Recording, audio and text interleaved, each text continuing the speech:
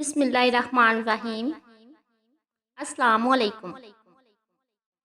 ابا جی بوڑھے ہو گئے تھے اور چلتے چلتے دیوار کا سہارا لیتے تھے۔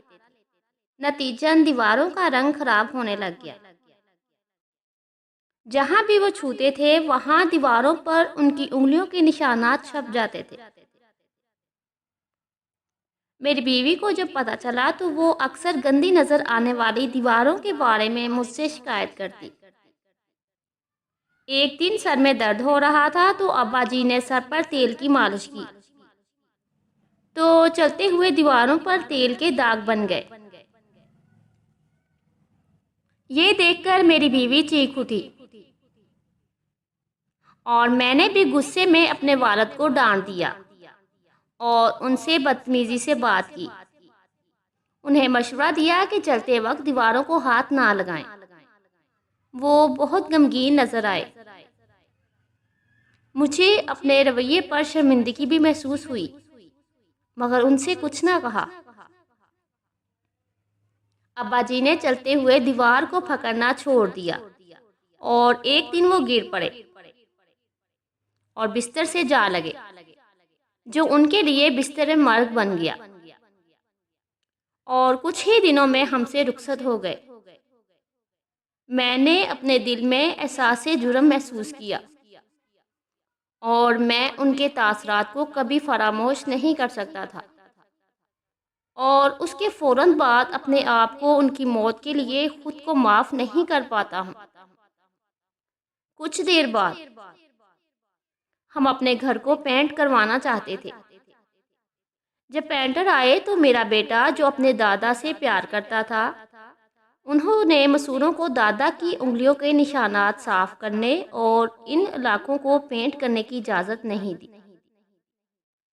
پینٹر بہت اچھے اور جدت پسند تھے۔ انہوں نے میرے بیٹے کو یقین دلایا کہ وہ میرے والد کی فنگر پرنٹ ہینڈ پرنٹس کو نہیں ہٹائیں گے بلکہ ان نشانات کے گرد ایک خوبصورت دائرہ بنائیں گے اور ایک منفرد ڈیزائن بنائیں گے۔ اس کے بعد یہ سلسلہ جاری رہا اور وہ پرنٹس ہمارے گھر کا حصہ بن گئے۔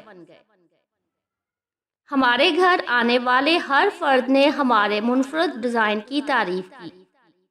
وقت کے ساتھ ساتھ میں بھی بوڑھا ہوتا گیا۔ اب مجھے چلنے کے لیے دیوار کے سہارے کی ضرورت تھی۔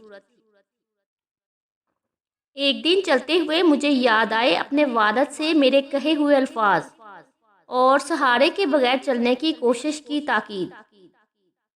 میرے بیٹے نے یہ دیکھا اور فوراً میرے پاس آیا اور چلتے ہوئے مجھے دیواروں کا سہارا لینے کو کہا، اس خدشے کا اظہار کرتے ہوئے کہ میں سہارے کے بغیر گر سکتا ہوں۔ میں نے دیکھا کہ میرا بیٹا مجھے پکڑے ہوئے ہے۔ میری پوتی فوراً آگے آئی اور پیار سے میرا ہاتھ اپنے کندھوں پر رکھ کر سہارا دیا۔ میں تقریباً خاموشی سے رونے لگا۔ اگر میں نے اپنے والد کے لیے بھی یہی کیا ہوتا تو وہ زیادہ دیر تک زندہ رہتے۔ میری پوتی نے مجھے ساتھ لیا اور صوفے پر بٹھایا۔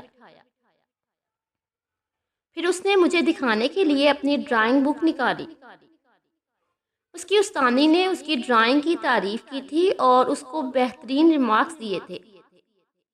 خاکہ دیواروں پر میرے والد کے ہاتھ کے نشان کا تھا۔ اس کے ریمارکس تھے، کاش ہر بچہ بڑوں سے اسی طرح پیار کرے۔ میں اپنے کمرے میں واپس آیا اور اپنے والد سے معافی مانگتے ہوئے رونے لگا جو اب نہیں تھے۔ ہم بھی وقت کے ساتھ بوڑھے ہو جاتے ہیں۔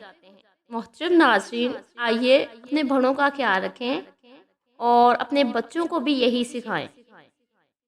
اپنے گھر والوں کو بھی بتائیں کہ یہ بزرگ قیمتی ہوتے ہیں، دیواریں اور چیزیں نہیں۔ بے شک آخر میں اللہ تعالیٰ سے دعا ہے کہ اللہ تعالیٰ ہم سب کو اپنے والدین کا ادب اور احترام کرنے کی توفیق عطا فرمائے، آمین۔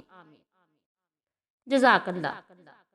ویڈیو پسند آئے تو کامنٹ سیکشن میں ضرور بتائیے گا، ویڈیو کو لائک اور شیئر ضرور کیجیے گا، اور جو میرے چینل پر نئے ہیں وہ میرے چینل کو سبسکرائب کر لیجیے۔ اللہ حافظ۔